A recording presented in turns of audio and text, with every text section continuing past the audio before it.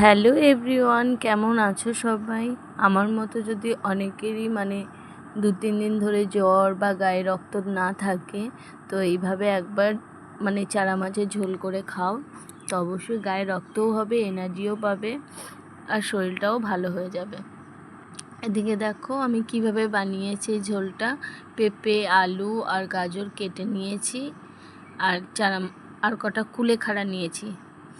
দিয়ে এদিকে মাছগুলো, আমি চারা মাছগুলোকে নুন হলুদ মাখিয়ে কিছুক্ষণের জন্য রেখে দেবো। আর এখানে দেখো কত কুলেখাড়া হয়েছে, এখান থেকে কতগুলো কুলেখাড়া আমি তুলে নিচ্ছি। কুলেখাড়া একটা শাক, যেটা গায়ে রক্ত হয়, যেটা খেলে সেই শাকটা। এখান থেকে কতগুলো শাক তুলে নিয়ে খুব ভালো করে ফ্রেশ জলে ধুয়ে নেব।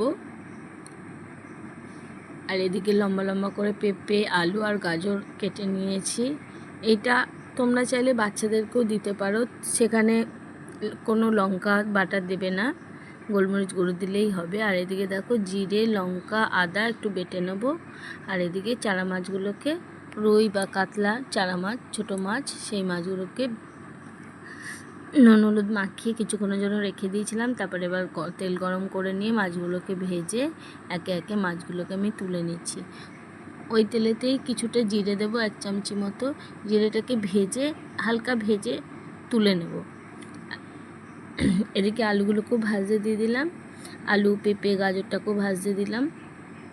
আর এদিকে যে ওই জিরেটা তুলে রেখেছিলাম, ওই জিরেটা একটু হাতে করে গুঁড়িয়ে নিচ্ছি, যেহেতু ভেজে নিয়েছি আগে। আর ওই যে বাটাটা বেটেছি, আদা, লঙ্কা আর জিরে, সেই বাটাটার থেকে সামান্য অল্প করে বাটা, দেখতেই পাচ্ছ কতটাই কম দিয়েছি।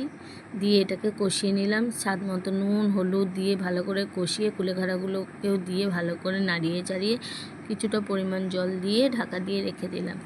এবার আলুটা সেদ্ধ হয়ে এলেই তারপরে দিয়ে দেবো মাছগুলো, আর ওপর থেকে ওই যে জিরেটা গুঁড়িয়ে রেখেছিলাম, ভাজা জিরেটা, সেইটা দিয়ে দিলাম। দিয়ে এবার গরম গরম শুকনো শুকনো নামিয়ে নেব। গরম গরম ভাতে